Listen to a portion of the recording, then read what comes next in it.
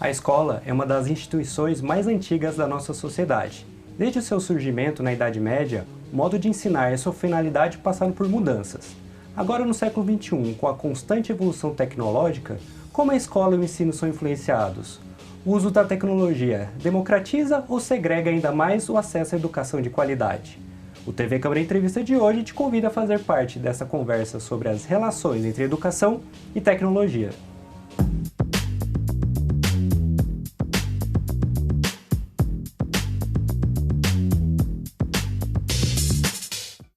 E para tratarmos sobre o tema de hoje, o TV Câmara Entrevista conta com a presença do professor de matemática e colunista Fábio Aparecido.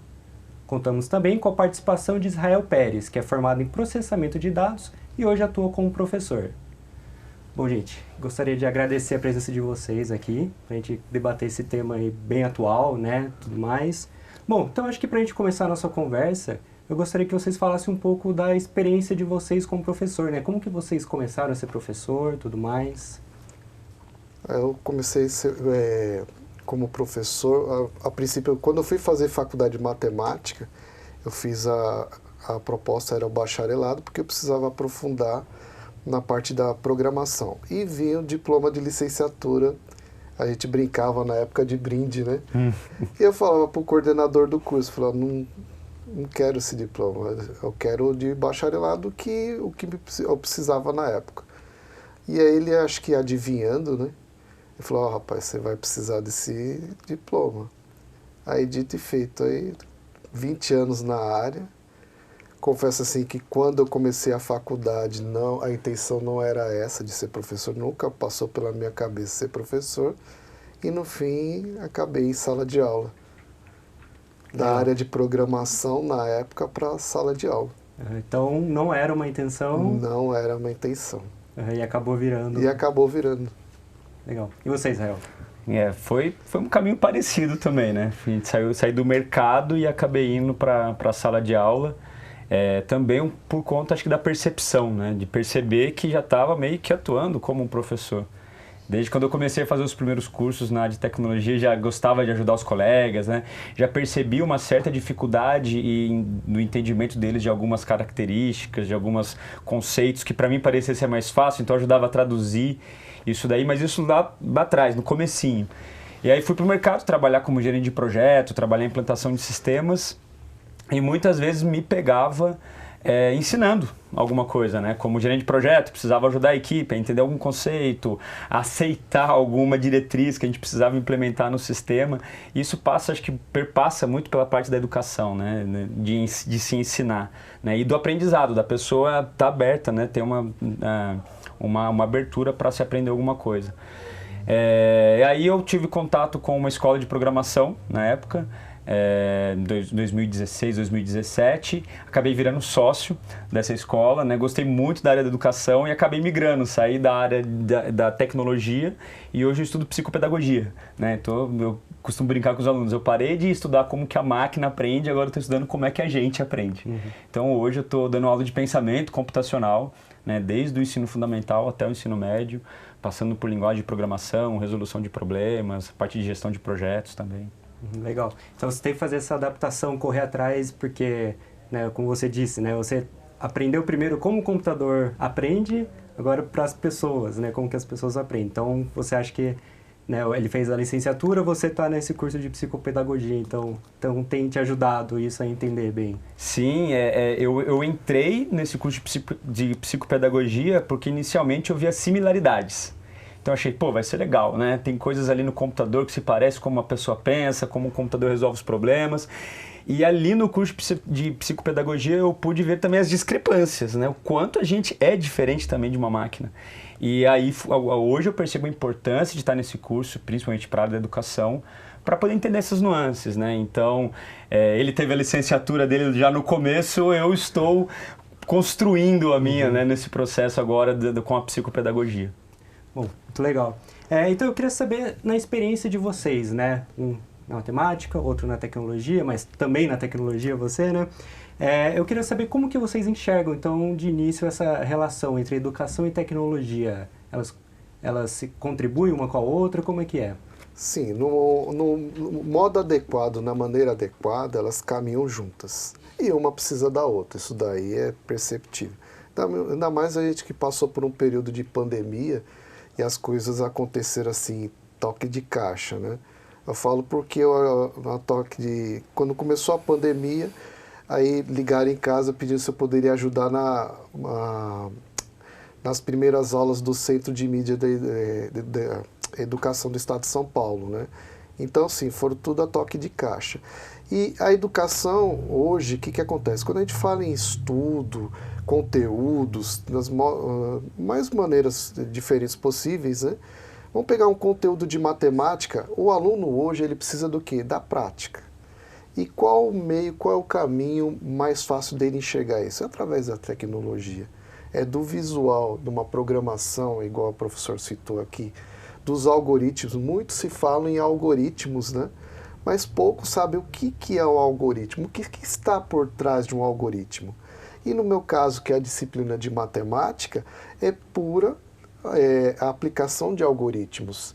Programação, ele falou em programação, eu trabalhei muitos anos na área de programação, adoro programação, e meu conteúdo, a parte da matemática, é baseado no pensamento computacional, que é onde que veio o aprendizado. Mas as duas têm que caminhar juntas. Eu acho que o que você falou realmente é bem interessante, né? Porque hoje em dia é uma palavra da moda, algoritmo, né? Tudo é algoritmo, né? Redes sociais, né? A internet como um todo, né? Então, realmente, né? Pensar que isso vem da matemática, né? Realmente é bem interessante pensar nisso. E você, Zé, como que você vê essa relação no seu caso? Na briga entre a tecnologia e a educação, eu torço pela briga. Eu acho legal essa forma como as duas se relacionam. Né, tem as áreas costumam puxar sardinha um para o outro, Sim. né? Os mais acadêmicos, né, costumam fazer algumas ressalvas em relação da presença da tecnologia. E o pessoal da tecnologia costuma trazer muito a educação para o lado deles, mas de novo, é a briga, é essa adaptação, essa relação que vem se construindo, né? Os pontos negativos não são tão negativos assim, porque eles vão existir. O que a gente tem que ter é essa percepção, né? Tá atento que vão surgir pontos que não são tão interessantes e tá pronto para mitigar. Mas a tecnologia está presente desde o início. A gente já queimou livro em alguma época da nossa história, né? Que era visto como uma tecnologia muito avançada, né? E hoje em dia já é aceito. Ninguém vai falar que um livro traz algum tipo de problema, né? Com certeza. Então a gente vai levar um tempo para aceitar os iPads, aceitar os smartwatches, mas o fato é que eles já estão aí, está posto. Né? Então a gente vai ter que se adaptar à parte educação, parte à tecnologia. E a tecnologia, no final das contas, é o estudo de alguma coisa, né? Sim. É o estudo de uma técnica. Então, acho que é uma simbiose legal entre um e outro. Um serve ao outro nessa relação. Então, eu queria comentar, né? Vocês já falaram um pouco, mas queria que vocês dassem mais destaque. Quais são os benefícios, então, que vocês enxergam nessa relação, tanto para o professor, né, na hora de ele dar uma aula, quanto para o aluno na hora de aprender? Na parte, vamos falar de matemática, algoritmos, programação. Você tem que cumprir etapas, como se fosse uma receita de bolo. O que acontece? Quando você vai fazer um bolo, você tem lá a receita e as etapas. Quando você pula uma etapa, é um algoritmo, que a receita de bolo é o próprio algoritmo, que são as etapas. O bolo sai ruim. E na matemática ou em outra disciplina, você tem as etapas do aprendizado, para você aprender determinado conteúdo. Então, você já ia, sem querer, você já está introduzindo a questão dos algoritmos, da programação, da tecnologia. Vou pegar um caso simples, o cubo mágico. Cubo mágico que a gente vê aí no nosso dia a dia, que a gente trabalha na escola também. A gente trabalha a questão do quê? Não é só a montagem. Quando você vê uma pessoa lá montando, simplesmente ela não está montando. Ela está executando uma sequência de algoritmos, onde determinados algoritmos pulam determinadas etapas, onde a pessoa monta mais rápido. E é assim que funciona. O colega Fábio falou dessa parte da contribuição do pensamento computacional, um método, né? Vou puxar um pouquinho mais para o lado da tecnologia em si mesmo, né? Da parafernália técnica, né? Eu vejo como uma potencialização, sabe? Eu acho que a tecnologia na educação, eu poder lançar um Forms, e no final da resposta já está corrigido, isso é um sonho, né? Não perco horas lá corrigindo provas dos alunos, né? Outra coisa também que eu acho que é uma vantagem enorme é o feedback instantâneo que o aluno pode ter dentro do processo de aprendizagem. Que você tem uma sala lá com 30 alunos, você dá atenção para esses 30 alunos e dá um feedback instantâneo para esses 30 alunos, acho que humanamente impossível. Então, com a tecnologia, o aluno ele consegue ter esse feedback instantaneamente e já fazer uma correção de rota. Então, ele percebe que se ele teve esse resultado e o colega do lado com comportamento X teve um resultado melhor, talvez ele copiando aquele comportamento e testando aquilo instantaneamente, ele já perceba que ele pode copiar alguma coisa ali do colega, não só de conteúdo, mas de comportamento, né? Então, esse feedback eu acho que é uma contribuição legal da tecnologia e também o adaptative learning, né? Eu chegar em sala, de novo, para esses 30 alunos e eu ter um cronograma a ser seguido com o curso e dependendo da tecnologia que eu estou usando, cada um consegue numa velocidade diferente. Então eu não estou limitado mais ao gênio da sala que consome todo o meu conteúdo nos primeiros 5 minutos de aula e fica zoando os outros 45, né? E também eu não vou ter problema com quem tem dificuldade. Aí o próprio sistema pode me alertar quem é que está com mais dificuldades, liberar mais conteúdo para aquele que tem facilidade e eu consigo me concentrar nos alunos que apresentam mais dificuldade. Então esse ensino adaptativo é uma contribuição que a tecnologia traz para a educação. Realmente, né? Essa personalização, né? Então, o aluno pode ter a sua maneira de estudar da forma que ele entende melhor, realmente, né? Eu acho bem importante, bem interessante. E uma das experiências que eu fiz recentemente foi desafiar os alunos a construir um semáforo usando uma plataforma de hardware que chama Arduino, né? E era um grupo que eu já sabia que eles não sabiam nada sobre isso e a experiência era, olha, formamos os grupos e o desafio é montar um semáforo. Você tem um objetivo, você não tem um como. Não vou te dar um material, não vou te dar um conteúdo. Porque se a gente for brigar com o Google, a gente perde feio, né? A gente for brigar com o Git, a gente vai perder feio.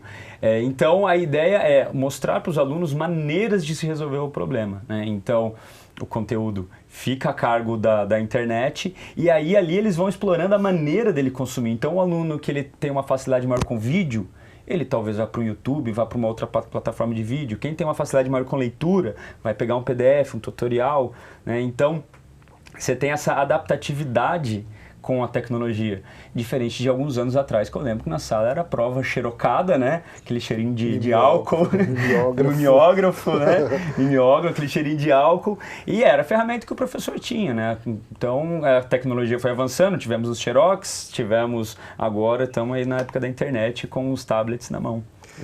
E só complementando assim o que ele falou, né? Nessa maneira do aluno pesquisar, buscar, está trabalhando 4 habilidades no aluno. A leitura, a interpretação, a concentração e o raciocínio, que são o quê? As 4 etapas do aprendizado. Para ele absorver aquele conteúdo. E ele aprende de um modo muito fantástico. E é legal quando ele tem aquela sensação da conclusão do projeto e ele precisou colocar em prática todas essas habilidades que estão presentes em outras disciplinas, como português, como matemática. E aí quando ele vai para essa disciplina, o olhar para essa disciplina é outro. Ele enxerga uma finalidade, ele vê que aquilo pode ser uma ferramenta para ele resolver um outro problema, que não está mais limitado à sala de aula de português, que aquele ensinamento serve para fazer a prova. Não, aquilo lá pode me ajudar a fazer um semáforo, aquilo lá pode me ajudar a resolver um outro problema. Então a gente consegue, né, sair das paredes da sala de aula com esse conhecimento, com essas habilidades. Então realmente, né, então a tecnologia traz todo um outro olhar, né, pro modo de se ensinar. Mas aí eu queria saber também, existe algum lado ruim, tipo, em questão de dependência do aluno sobre aquilo, ou até questão da dificuldade de focar?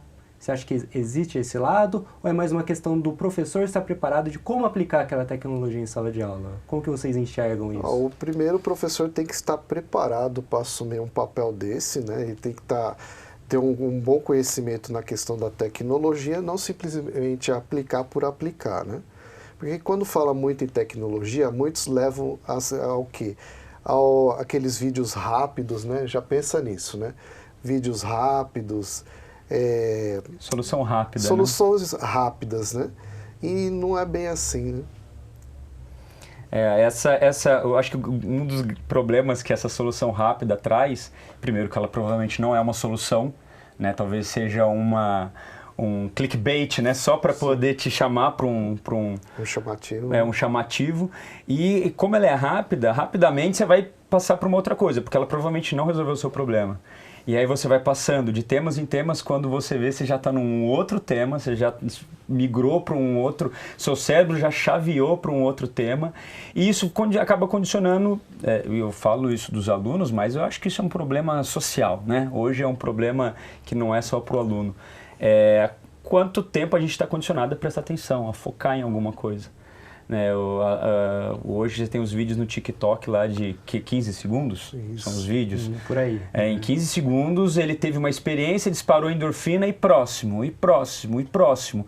E acaba que isso traz para a sala de aula uma exigência muitas vezes do aluno com o professor nesse sentido também. Sim. Então você falou alguma coisa, em 15 segundos a atenção dele já está dispersando, e aí você tem que um outro gancho, e aí não tem carta na manga que aguente. Exatamente.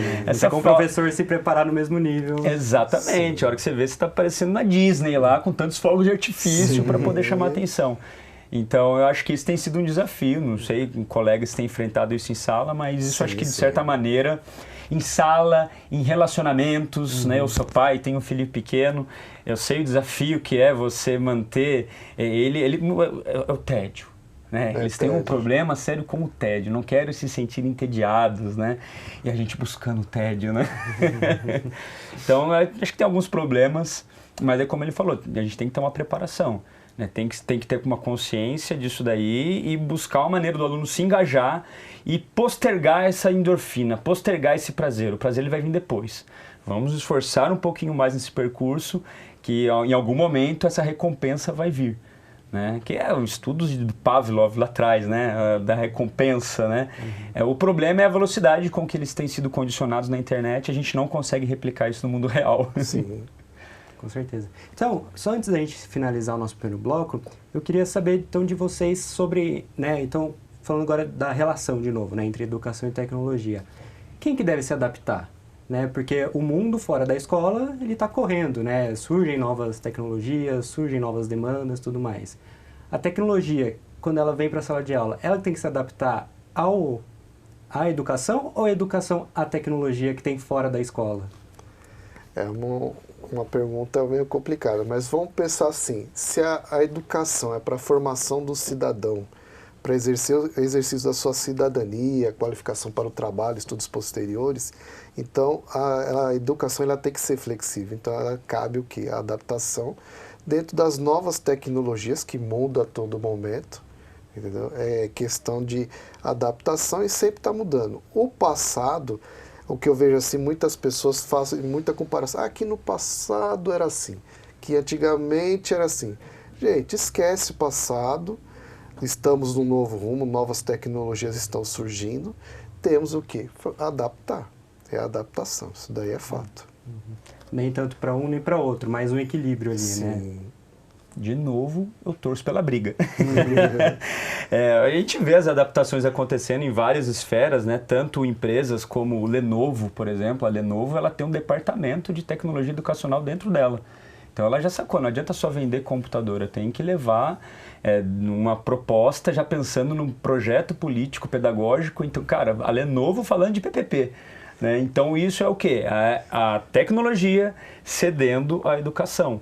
E a gente tem um caminho contrário também, dentro da educação, escolas que já tem além do TI, né, o TE, um departamento de tecnologia educacional. Então a gente tem essas adaptações dos dois lados que vão se conformando, né, para a gente poder usar o melhor dos dois mundos, né? Então, entre tecnologia e educação, eu torço pela briga. Realmente, o meio termo aí é o que acaba movendo, né?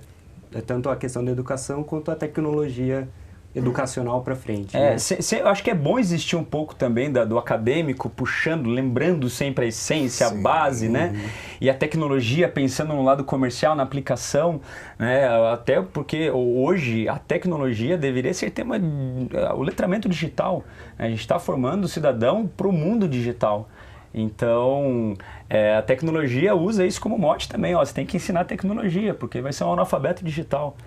Então, acho que é legal esse cabo de guerra entre os dois, um puxando para um lado, mas a verdade tá no meio, né? O que a gente precisa mesmo tá no meio. Bom, então vou pedir licença para vocês, tá? O TV Câmara Entrevista vai por uma breve pausa e logo mais a gente volta para dar sequência à nossa conversa. Fique conosco.